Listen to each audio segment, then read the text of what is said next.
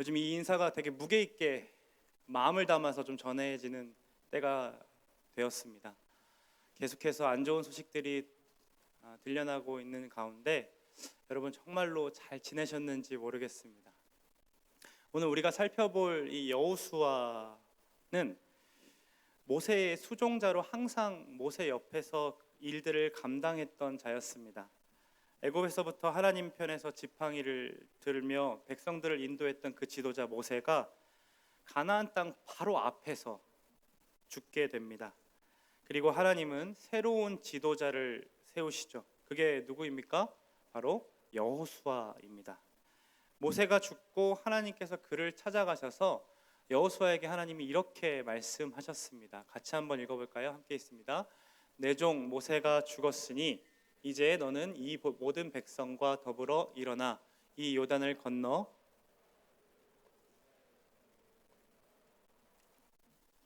하루아침에 200만이 넘는 그 사람들을 데리고 한 번도 경험해보지 않는 그 땅으로 들어가야 합니다. 심지어 여호수아는 정탐해봐서 압니다. 거인 민족이 살고 있는 그 땅에 지금 들어가야 된다라는 것이죠. 여러분이 만약에 여호수아라면 여러분 어떤 마음이 들었을까요? 저는 좀 생각을 해보니까 좀 이런 마음이 막 들었어요. 그럴 거면 모세를 좀 죽이지 마시지. 가나안 땅 앞에서 꼭 모세를 죽이셔야 됐을까? 땅 분배 마치시고 그때 딱 죽이시면 얼마나 좋을까? 하나님 좀 너무하시는 거 아닙니까? 이런 좀 울분과 토로가 하기 싫어서 나는 못한다라는 그 마음 때문에 그렇게 하나님을 원망했을지도 모르겠습니다. 아니면 모세처럼 나 못해요, 나 안 할 거예요, 나 못 갑니다, 나 입이 둔한 자예요, 나 싸움 잘 못해요 라고 하면서 저는 못한다라고 계속 내뺐을지도 모르겠습니다. 심지어 이스라엘 민족, 이 민족이 어떤 민족입니까? 배달의 민족 아니죠. 이 민족 모세한테 계속 모세 불러대고 못해 이거를 계속 얘기했던 그런 민족 아닙니까? 이렇게 뭐 어디 가기만 하면 불만을 토로하고 어디 가기만 하면 그 지도자를 향해서 손가락질했던 그들을 지금 데리고 한 번도 경험해보지 않은 그 땅에 가서 전쟁을 해야 되는, 근데 심지어 이제는 내가 지도자라고? 이거 저는 토했을 것 같아요. 막 구토가 올라오고 불안감에 벌벌 떨고 있었을 거라고 생각이 듭니다. 왜냐하면 제 지도력 하나에 생사가 달린 문제인 거잖아요. 여호수아도 마찬가지였을 거예요. 분명히 두려움에 벌벌 떨고 있었습니다. 정신적인 부담감이 엄청났겠죠. 그동안 자기가 해왔던 일들이 무엇입니까? 모세의 수종자였습니다.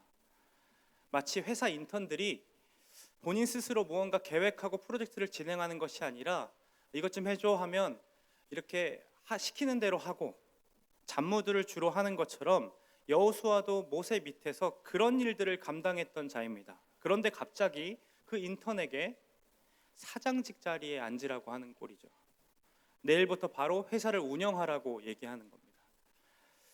우리라면 회사를 못하겠으면 저 그만두겠습니다라고 하겠지만 여호수아는 지금 하나님 손에 도망갈 구석이 없는 거죠.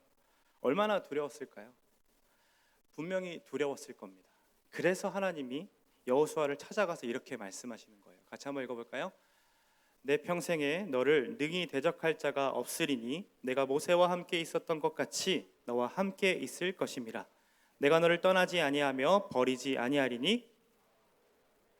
그 다음도 한번 읽어볼까요? 7절에 또 얘기하세요. 오직 강하고 극히 담대하여. 9절에 또 이렇게 얘기하십니다. 강하고 담대하라. 두려워하지 말며 놀라지 말라. 내가 어디로 가든지 내 하나님 여호와가 너와 함께 하느리라. 여호수아가 얼마나 쫄았는지 하나님 아시는 거죠. 그래서 한 번 찾아가셔서 계속 얘기하시는데 그 얘기하시는 중에 3번이나 강하고 담대해. 야 임마 강하고 담대하라고. 야 쫄지 마, 두려워하지 마, 내가 너와 함께 한다니까, 강하고 담대해, 이 얘기를 3번씩이나 이야기하십니다. 여호수아도 즉 우리와 같은 두려움에 벌벌 떠는 사람이었다라는 겁니다. 아주 연약하고 요즘처럼 한 번도 경험해보지 못하는 상황의 연속에 놓이면 우리처럼 불안해하고 두려움에 벌벌 떠는 것처럼 우리와 같이 여호수아도 그랬던 사람이었다라는 거죠. 오늘 말씀은 아니지만 여호수아 1장 1절을 보면 여호수아를 지칭하는데 무엇으로 지칭하면 모세의 수종자라고 얘기합니다. 그런데 23장 24장에 이렇게 여호수아가 설교하는데 여러분 오늘 24장 29절에 뭐라고 얘기하냐면 여호와의 종으로 표현하고 있습니다. 분명히 1장 1절에는 모세의 수종자 여호수아였는데 지금 여호수아 끝에 가서는 여호와의 종으로 불려지고 있다라는 것이죠.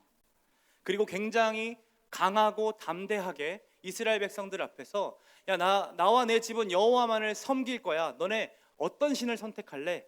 여호와를 선택할래? 아니면 이방 신을 선택할래? 택하라 라고 얘기합니다. 그리고 그렇게 여호수아가 있는 날 동안 그들이 하나님 앞에 서서 하나님을 섬기고 예배했다라고 오늘 본문에 기록하고 있는 것이죠. 여러분 이 여호수아 한번 읽어보셨습니까? 다들 읽어보셨죠? 이 재밌는 드라마를 보면 여러분들 뭐라고 하십니까? 존잼, 요즘 이렇게 얘기하죠. 아니 요즘 거 아니에요? 찐 드라마 이렇게 얘기해요? 뭐 옛날 사람처럼 얘기는 그런데 성경을 읽으면요, 저는 여러분들 입술에서 제가 늘 얘기하지만 그 슬 보면서 누구 너무 멋있지 않니? 이런 얘기 하는 거 너무 좋아요. 근데 야 여호수아 읽어봤어? 여호수아 존멋 이렇게 좀 그 성경의 인물들에게 감탄하고 그 이야기에서 역사하시는 그 하나님께 좀 감탄하는 이야기들이 좀 많이 들려졌으면 좋겠습니다. 오늘은 그의 인생을 좀 살펴보면서 그 인생이 얼마나 예수님을 닮았는지, 또 우리가 올인 지저스를 하는 목적이 무엇입니까? 하나님이 우리에게 어떤 삶을 원하시는지, 현재를 살아가는 우리에게 구약 성경에서 나타난 예수님의 모습들이 지금을 살아가는 우리에게는 그럼 무엇을 의미하는지를 좀 오늘 말씀을 통해 좀 찾아냈으면 좋겠습니다. 그래서 말씀을 통해 살펴보고 결단하며 우리 삶 또한 전쟁 같은 삶의 연속들이잖아요. 그 가운데 우리가 의지할 분이 누구신지를 분명하게 붙잡고 나아가는 오늘의 시간이 되기를 간절히 소망합니다. 첫 번째 이렇게 한번 읽어볼까요? 함께 있습니다. 시작. 가나안 땅 앞에 서 있는 여호수아에게 하나님께서는 땅을 주시겠다라고 약속하십니다. 이스라엘을 애굽에서부터 부르시고 가나안 땅에 오게 하신 이유를 말씀하시죠. 이렇게 말씀하세요. 같이 한번 읽어볼까요? 여호와의 종 모세가 너희에게 명령하여 이르기를 너희 하나님 여호와께서 너희에게 안식을 주시며 이 땅을 너희에게 주시리라 하였으니 너희는 그 말을 기억하라. 왜 그 땅을 주시겠다라고 하셨습니까? 그들에게 안식을 주기 위함이었습니다. 즉 전쟁을 해야 하는 목적이 안식을 누리기 위함이었던 것이죠. 그들은 400년 동안 노예로 살아왔기 때문에 하루하루도 쉼 없는 삶을 살아왔습니다. 하나님 말씀에 순종하며 땅을 차지해 갈 때 그들은 한 번도 경험해보지 못하는 그 안식을 이제서야 경험할 수 있다라는 겁니다. 이것이 전쟁의 목적인 것이죠. 제가 이제 90년생이 온다라는 책을 좀 봤는데, 물론 이걸 일반화할 수 없죠. 90년생은 다 이래라고 일반화할 수는 없지만 대부분 90년생들은 목적이 분명하지 않으면 움직이지 않는데요. 즉 비전 제시를 했을 때, 리더가 비전 제시를 했을 때 본인이 납득할 수 없는 비전이면 그들은 행동하지 않는다라고 합니다. 그래서 이들이 가장 많이 하는 말이 꼭 이렇게 해야 합니까? 왜 그렇게 해요? 라고, 왜요 목사님? 이런 얘기를 제 주변의 90년생들은 굉장히 많이 합니다. 그런데 사실 목적이 분명해야 하는 것은 90년생들만의 이야기가 아니라 모든 세대가 다 마찬가지인 거죠. 싸움의 목적을 우리는 분명히 알 필요가 있습니다. 단순히 왕을 행복하기 위해서 백성들이 싸우는 것이 아니었습니다. 이 사람들이 BC 1500년생들이거든요. 이 BC 1500년생들에게도 나를 위해서 싸우는 것이 목적이 아니라 너희의 안식, 그러니까 너희들에게 안식이 필요하기 때문에 너네는 전쟁을 해야 한다고 하나님께서 분명하게 모세를 통해서 다시 또 여호수아를 통해서 말씀하고 있다라는 겁니다. 너희들이 평생 누려본 적이 없는 그 안식, 내가 주기 위해서 이 땅으로 불렀으니 너희들은 이제 전투해야 돼, 싸워야 해 하고 지금 하나님께서 말씀하시는 것이죠. 두 번째 우리가 좀 키워드로 알 거는 이겁니다. 함께 있습니다. 전쟁의 무기 하나님. 전쟁에 앞서서 무엇이 중요한가라고 했을 때 무기가 무엇을 들고 있는지가 굉장히 중요합니다. 그런데 지금 이스라엘에게 제시되고 있는 것은 바로 하나님 자신이었습니다. 실제로 이 당시 가나안 민족들은 철로 된 무기를 갖고 있었습니다. 그래서 성경을 보시면 철병거가 900대 이상 되었다라고 해요. 그래서 그것들을 보고 야, 우리는 싸움이 안 돼요. 철병거가 900대예요. 저희 못 올라갑니다 했던 그 유다 지파 이야기가 사사기에서 나옵니다. 이처럼 그들과 무기로 따졌으면 상대가 안 되는 몫이었겠죠. 또 체격으로 보나 어떤 실력으로 보나 그들에는 싸움꾼들이었기 때문에 자신들이 분명히 질 것이라고 생각되어서 우리는 메뚜기 같습니다라고 인식했던 것이 바로 민수기 13장 14장의 이야기입니다. 그래서 40년간 뺑뺑이를 돌았죠. 그런데 하나님께서는요, 여호수아를 40년간 함께 해 오시면서 자 이제 됐다, 가나안 땅 이제 전투하길 거야, 걔네 철병거 900대래, 내가 9만 대 줄게, 이렇게 얘기하시지 않습니다. 야 걔네 철병거야, 나는 핵을 줄게 하면서 더 큰 무기, 말도 안 되는 무기를 주시는 게 아니라 하나님께서 무엇을 허락하시냐면 내가 너와 함께 하리라 라고 말씀하신다는 거죠. 오히려 강하고 담대하라, 내가 너와 함께 할 거야. 이 얘기는 무슨 얘기입니까? 내가 너의 참된 무기야, 이 얘기를 하신다라는 겁니다. 바로 그 하나님이 이스라엘이 가지고 있는 진짜 무기였습니다. 그분이 진짜 무기인가? 정말로 우리를 보호하실 분일까? 라는 그런 의문이 들만 할 때도, 그렇게 들만 할 때 하나님께서 이스라엘 백성들을 어디로 이끌어 가시면 요단강으로 이끌어 가시는데 이 가나안에 들어가는 이 백성들은 출애굽 그 홍해를 갈라지는 경험이 없는 사람들입니다. 왜냐하면 광야에서 태어난 2세대들이기 때문입니다. 20세 이상은 다 죽었고 40년간 그 밑에 어린아이들과 그리고 그 세대를 통해서 40년간 자라온 사람들이기 때문에 홍해를 경험한 사람들이 몇 되지 않았을 겁니다. 그런데 하나님께서 요단강을 건널 때 요단강이 갈라지고 마른 땅을 걸어가게 하시는 것을 경험시켜 주십니다. 그들이 엄마 아빠에게 들었던 그 홍해의 이야기가 사실이고 그 역사를 행하시는 그 하나님이 지금도 나와 함께 한다는 사실들을 경험하게 하시는 것이죠. 또 적진 앞에서 여리고성을 요 앞에 두고 뭘 합니까? 할례를 행하게 합니다. 여러분, 할례는 남성의 성기를, 포피를 제거하는 건데 포경수술이죠. 해보신 분들은 알겠지만 하게 되면 일주일간 움직일 수가 없습니다. 그런데 적진 앞에서 이렇게 할례를 행한다는 건 미친 짓일 겁니다. 그런데 그럼에도 불구하고 그들에게 할례를 행하라고 말씀하시는 이유가 무엇입니까? 이 싸움이 너희들의 생각, 너희들의 판단, 너희들이 갖고 있는 무기로 하는 것이 아니라 바로 내가 싸우는 싸움이며 내가 너희들을 이끌어가는 하나님이라는 사실을 그들에게 보여주시기 위해 말도 안 되는 것처럼 여겨지는 것도 행하라 말씀하고 계시는 거죠. 그리고 언약의 백성임을 거기서 인증받습니다.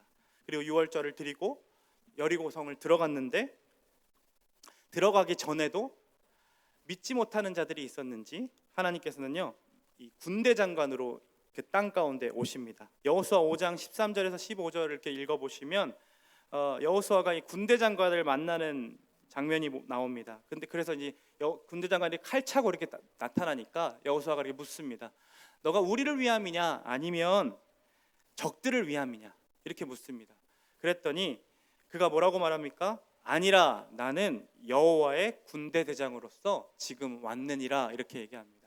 즉 이 얘기가 어떤 말입니까? 나는 적들의 편도 너희들의 편도 아니다. 나는 오직 하나님의 편에서 하나님을 위해 싸우는 자다라고 얘기합니다. 이 얘기가 어떤 얘기입니까? 이 전쟁은 너희들의 전쟁처럼 느껴지겠지만 하나님의 전쟁이다라는 것을 몸소 나타나셔서 보여주신 것이지요. 또한 이 군대 장관은 구약 시대에 나타나셨던 예수 그리스도를 의미합니다. 이렇게까지 오셔서 직접 보여주시고 확인시켜 주시는 이유가 무엇이겠습니까? 하나님은 그들에게 강하고 담대해 라고 하면서 말만 툭 던지시고 자, 잘 싸워봐 하고 하시는 분이 아니라 직접 나타나셔서 내가 싸움의 주인이고 내가 이 전쟁은 내가 하는 전쟁이라는 것을 몸소 보여주신다라는 것이죠. 그래서 그들이 의지해야 할 무기가 그들의 숫자와 비교해서 우리는 못해요라는 것은 어떤 그런 무기를 뜻하는 것이 아니라 너희들의 진짜 무기는 하나님 나야라는 것을 지금 나타내 보여주고 계시는 겁니다. 실제로 여리고성 전투를 여러분들이 보시면 6장부터 이렇게 등장하는데 이렇게 보시면 그들이 뭐 합니까? 하루에 한 바퀴, 6일 동안 한 바퀴씩 돌죠. 그리고 마지막 날에 7바퀴 돌고 하나님이 소리치라고 해서 나팔을 불고 소리칩니다. 그런데 그 큰 여리고성이 어떻게 됩니까? 와 하고 무너지죠. 이를 통해 그들이 무엇을 깨달았을까요?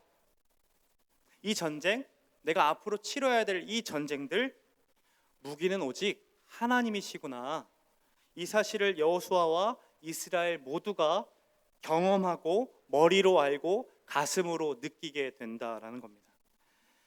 두 번째로 전쟁의 무기가 있다면 바로 이겁니다. 뭡니까? 전우입니다. 또 사람의 이름 아닙니다. 전쟁에 함께 싸우는 친구입니다. 전쟁은 혼자 싸우지 않습니다. 늘 함께 싸우는 전우가 있지요.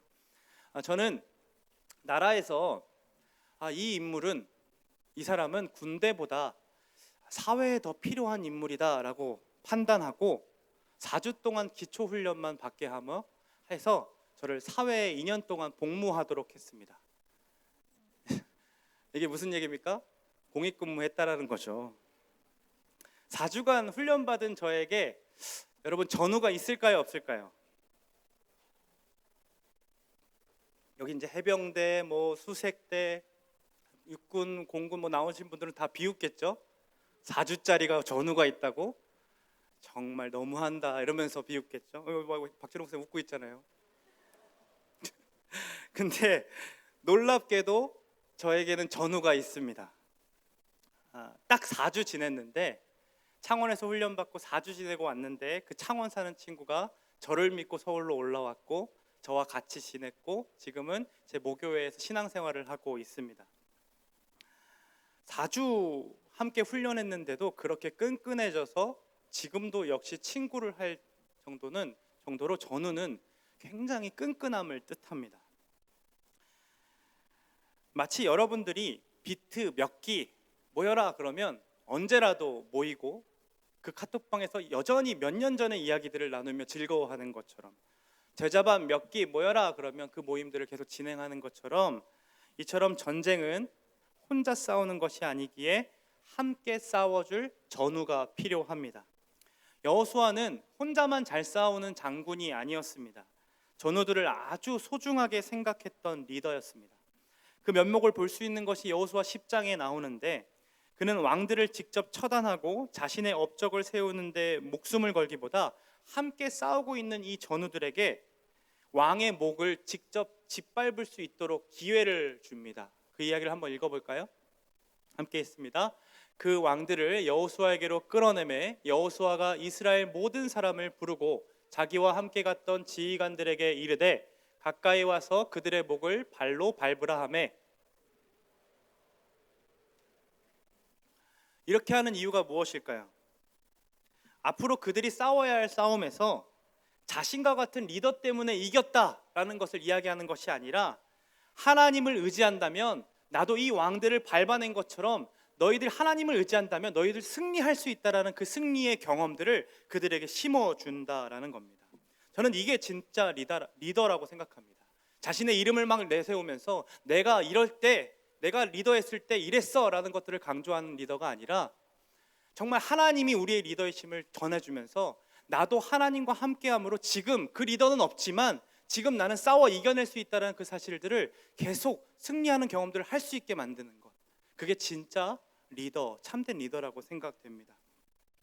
함께 10장 31절을 한번 볼까요? 여러분 성경을 이번에 좀 찾아봤으면 좋겠어요. 함께 10장 31절입니다. 이렇게 나와요. 이제 눈으로 한번 계속 같이 볼 건데요.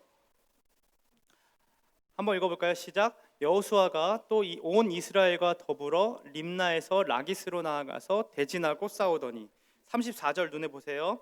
여호수아가 온 이스라엘과 더불어 나아가서 대진하고 싸워. 36절 여호수아가 또 온 이스라엘과 더불어 올라가서 싸워. 38절 여호수아가 온 이스라엘과 더불어 돌아와서 드빌에 이르러 싸워.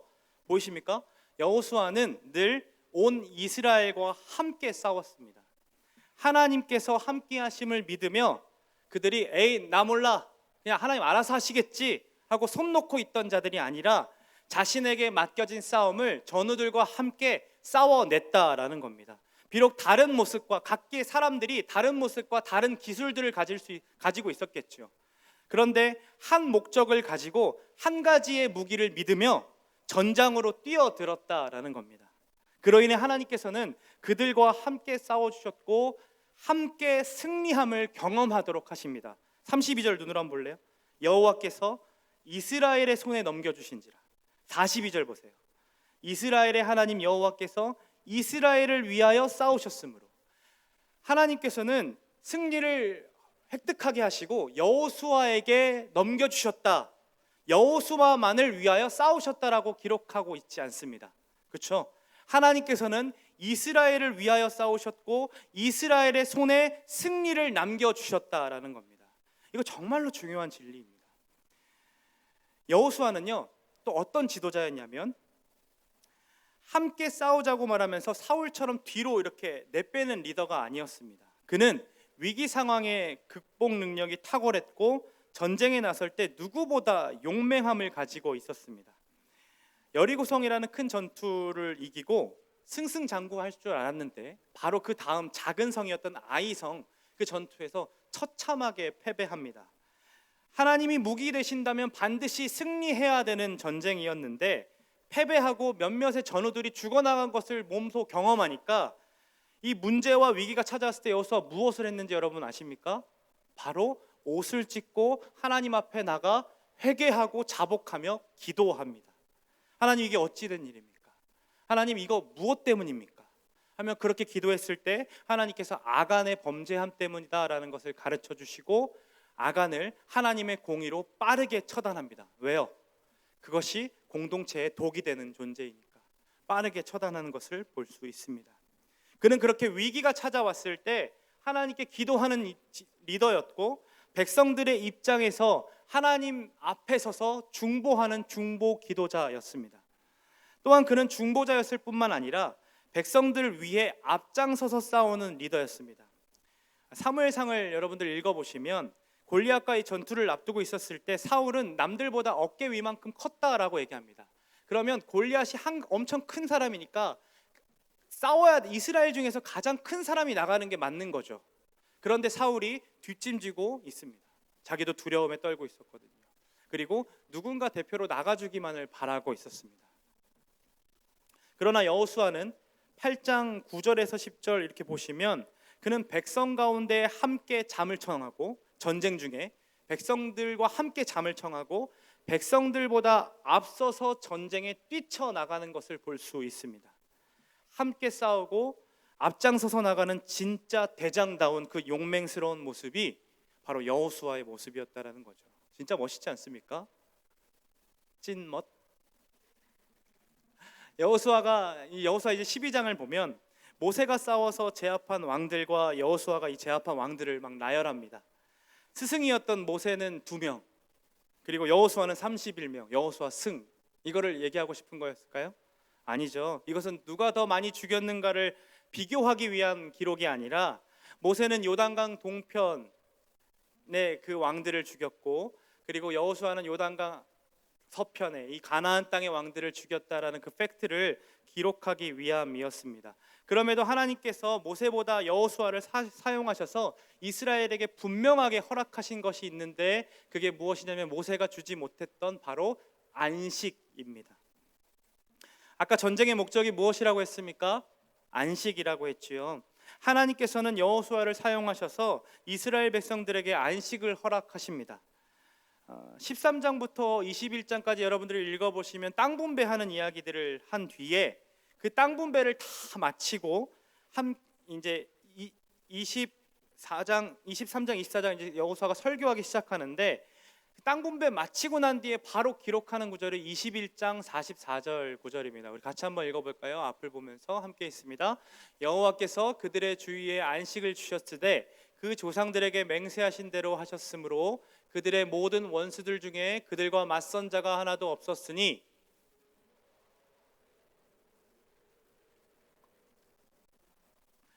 하나님께서 그들에게 분명하게 안식을 허락하시는 거죠.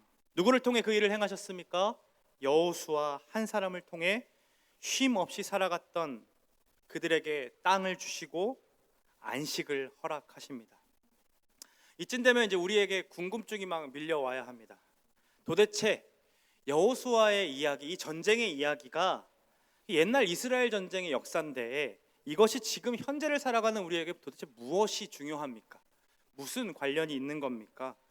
특별히 코로나로 고통받고 위기 가운데 놓인 지금의 때에 이 얘기가 도대체 우리에게 뭘 도움이 된다고 얘기하시나요? 라는 이야기를 이 궁금증이 밀려오게 됩니다.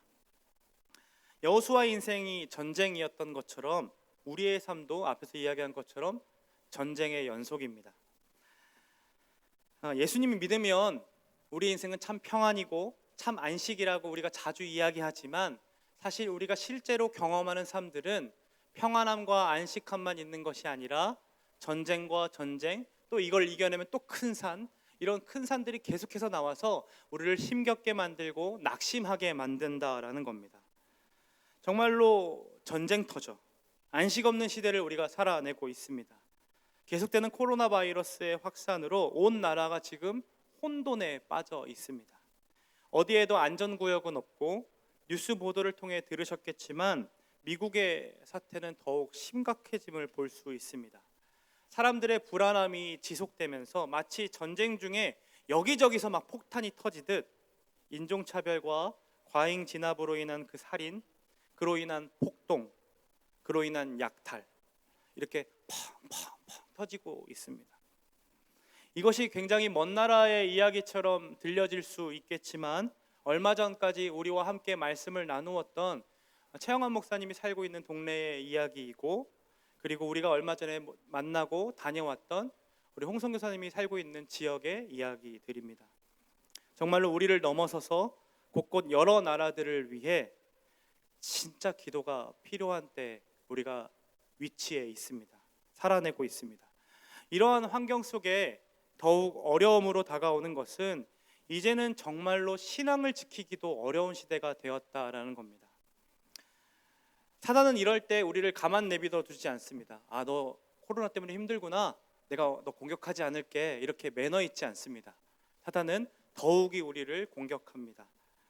우리의 약점을 잘 알기 때문에 우리의 불안함들을 이용하고 상황과 환경에 지배받게 하여서 하나님으로부터 계속 멀어지게 만듭니다.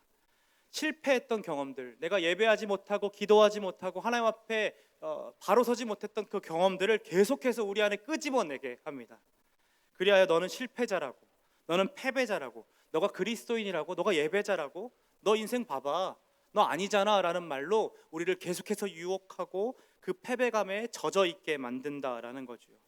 뿐만 아니라 우리가 처한 현실이 너무나도 어렵고 힘들기 때문에 차라리 그거 다 잊고 너가 즐거워하는 거를 즐거워해, 너 그걸로 찾아가 하면서 또 다른 즐거움들과 여러 가지 즐거움들을 주어서 자꾸 거기에 빠져 있게 만듭니다.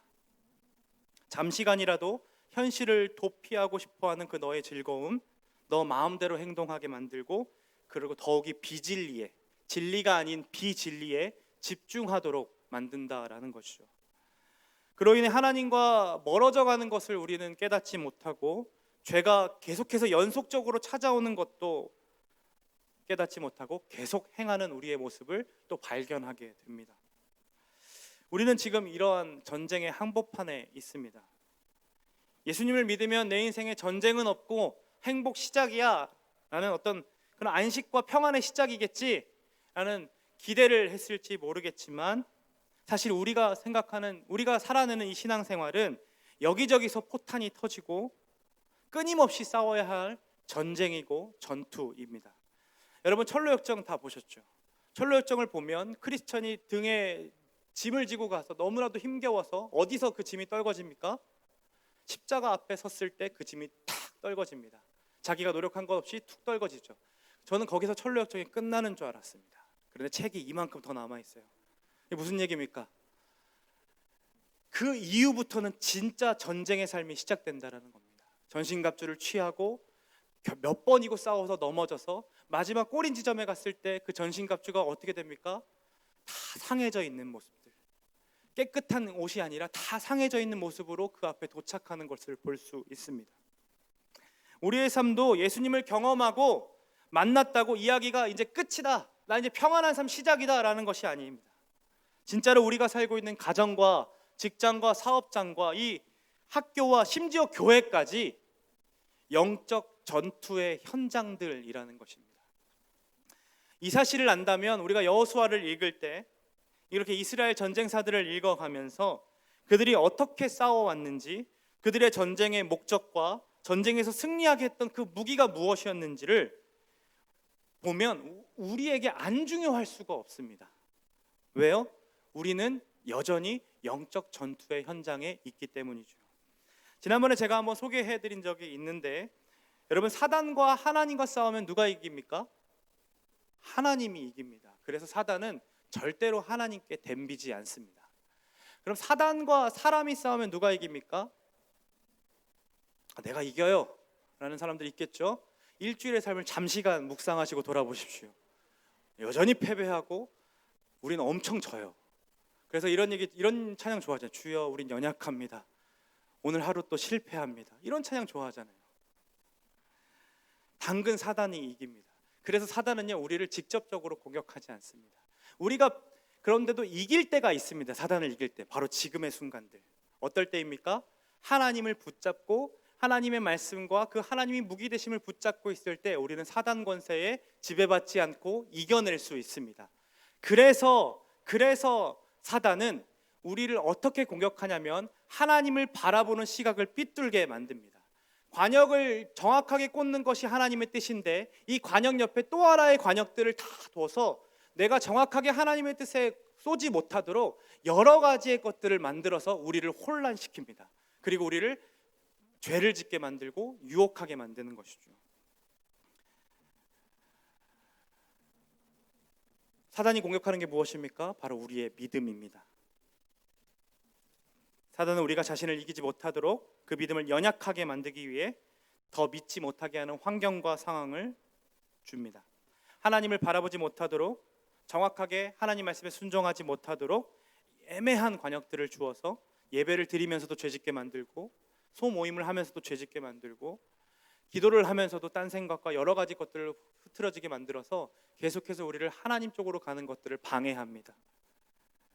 자신이 주인 되어서 자신의 인생을 즐겁게 살라고 얘기하고, 온갖 우리 주변에 너무나도 쉽게 즐거움을 누릴 수 있는 것을 이야기하고, 또 그런 것들을 자꾸 누리게 만들어서 개인의 즐거움만을 외치도록, 욜로라고 외치도록 만드는 것이죠. 이러한 영적 전쟁에서 우리는 하나님을 바라보지 않으면 패배할 수밖에 없습니다. 이스라엘 백성들이 자신들을 바라봤을 때 그들은 자신들을 뭐라고 했습니까? 메뚜기라고 칭합니다. 그러나 나는 패배자야, 나는 실패자야, 늘 죄에 넘어지는 쓰레기야 라고 그렇게 인식하도록 만드는 것이 사단의 전략이었습니다. 그들은 거기에 넘어갔고 결국 40년간 광야를 돌고 광야에서 죽을 수밖에 없었죠. 그로 인해 우리도 그러한 것들을 경험하게 되면서 나는 죄에서 넘어지는 그것들을 자꾸 생각나게 하므로 지금 우리가 예배하고 있는 모습, 손을 들고 찬양하는 이런 모습들이 아주 코스프레하는 것처럼 느껴지게, 외식하는 자처럼 느껴지게 만들어서 더 하나님께 집중하지 못하도록 만듭니다. 그리고 예배하지 못하도록, 기도하지 못하도록, 더 이상 하나님을 바라보지 못하도록 만드는 것, 그것이 사단의 전략이라는 거죠. 예배 현장에 나와서 하나님을 바라봐야 하는데 왜 조동희 목사는 저렇게 생겨가지고 이렇게 막 거기에 얼굴에 집중하게 만들어서 설교를 듣지 못하게 만들거나, 그 사람의 감정과 그런 것들을 휘둘리게 만들어서 관계 싸움을 하게 만들어서 하나님의 뜻에 올바르게 꽂지 못하도록 우리를 계속해서 지금도 수없이 공격하고 있습니다. 우리는 그 전투에서 여전히 실패하고 여전히 패배하고 있는 모습을 경험하는 것이죠. 그래서 우리에게 여호수아 같은 대장이 필요합니다. 같이 한번 읽어볼까요? 함께 있습니다. 우리의 대장. 여호수아라는 그 히브리식 이름을 헬라어 그리스식으로 바꾸면 예수라고 발음합니다. 즉 구약의 여호수아는 신약에서는 예수라고 불리는 사람이었던 거죠. 예수라는 이름의 뜻이 무엇입니까? 마태복음 1장 21절에 이렇게 나와 있습니다. 아들을 낳으니 이름을 예수라 하라. 이는 그가 자기 백성을 그들의 죄에서 구원할 자이심이라. 여호와께서 구원하시다. 이것이 예수라는 이름의 뜻입니다. 여호수아의 이름의 뜻도 여호와께서 우리를 구원하시다라는 뜻이었던 거죠. 그분은 안식을 누려본 적이 없는 우리들에게, 죄의 노예로 살아갈 수밖에 없었던 우리에게 참된 안식을 허락하신 분이십니다. 강하고 담대하라, 두려워하지 말라, 내가 너와 함께하리라, 이렇게 말로만 하신 분이 아니라 여호수아에게 군대 장관의 모습으로 나타나셨던 것처럼 우리에게 임마누엘의 하나님으로 우리와 늘 함께 하심으로 우리에게 나타나 보이셨습니다. 우리 가운데 직접 오셨습니다. 여호수아가 전장에서 백성들과 함께 잠을 청했던 것처럼 우리의 대장 되신 예수 그리스도께서도 우리와 함께 사시고 우리의 모든 고통을 다 감당하셨습니다. 또한 여호수아가 앞장서서 온 이스라엘과 더불어 싸우고 그들에게 승리를 맛보게 하신 것처럼 사단 권세와의 싸움에서 친히 우리 앞에 앞장서셔서 우리의 모든 죄를 다 짊어지시고 우리가 감당할 수 없었던 그 하나님의 진노까지도 마땅히 십자가 위에서 감당하셨다라는 거죠. 그로 인해 죄인이었던 우리를 의인으로 하나님의 자녀 삼아 주셨습니다. 단순히 죽음으로 끝내신 것이 아니라 그분은 사흘 만에 다시 부활하심으로 우리에게 주어진 삶도 이 땅에 살다가 죽으면 끝나는 존재가 아니라 다시 살아날 생명이 있다는 것을 몸소 나타내 보이셨습니다. 또한 우리의 인생이 단 한 번의 인생으로 끝이야 라는 그래서 우리의 인생의 행복은 이 인생 잘 즐기는 것이 행복이야, 이런 세상의 말에 휘둘리는 것이 아니라 이 땅에서 하늘로 올라가셔서 하나님 우편에 좌정하여 앉으심으로 우리도 이 땅이 아닌 그분이 계신 곳으로 올라가 영원히 살게 될 나라가 있다는 것을 우리에게 보이셨습니다. 여호수아가 아간의 범죄함으로 인해서 실패를 맛보고 백성들 편에 서서 하나님을 향해 중보기도 했던 것처럼 이 땅에 살면서도 여전히 실패하고 넘어지고 범죄하는 우리를 위해 예수님께서도 우리 편에 서서 하나님 앞에 중보하고 계십니다. 우리 예수님은 여호수아가 남겨주지 못했던 여호수아가 주었던 그 안식은 금세 끝나버립니다. 언제요? 여호수아가 죽고 난 뒤에 사사기 말씀을 보면 금세 안식이 끝납니다. 그러나 우리 예수님께서는 궁극적인 안식을, 영원한 안식을 허락하시기 위해 올라가시면서도 이 땅에 남아있는 우리에게 뭐라고 말씀하셨냐면 내가 곧 다시 오겠다, 내가 반드시 오겠다라고 약속하셨습니다. 지금은 비록 우리가 땅에 속해 있어서 사단 권세의 유혹에 넘어가고 실패하고 패배감을 겪는 그런 인생을 살아갈지도 모르겠지만 곧 이 땅에 다시 오셔서 사단의 머리를 우리 예수님께서 완전히 짓밟으시고 승리를 선포하심으로 진짜 평안, 우리가 누려야 할 진짜 그 안식을 우리에게 허락하시겠다라고 우리 주님 약속하셨다라는 겁니다. 이처럼 하나님께서는 예수 그리스도를 보내셔서 우리에게 참된 안식을 허락하셨고 영원한 안식도 선포하시며 진짜 승리를 맛보게 하십니다. 우리 주님이 제자들에게 이렇게 말씀하십니다. 함께 한번 읽어볼까요?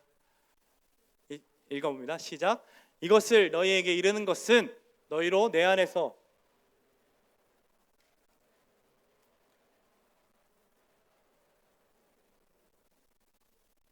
세상에서 너희가 환난을 당하나 담대하라, 내가 세상을 이겼노라.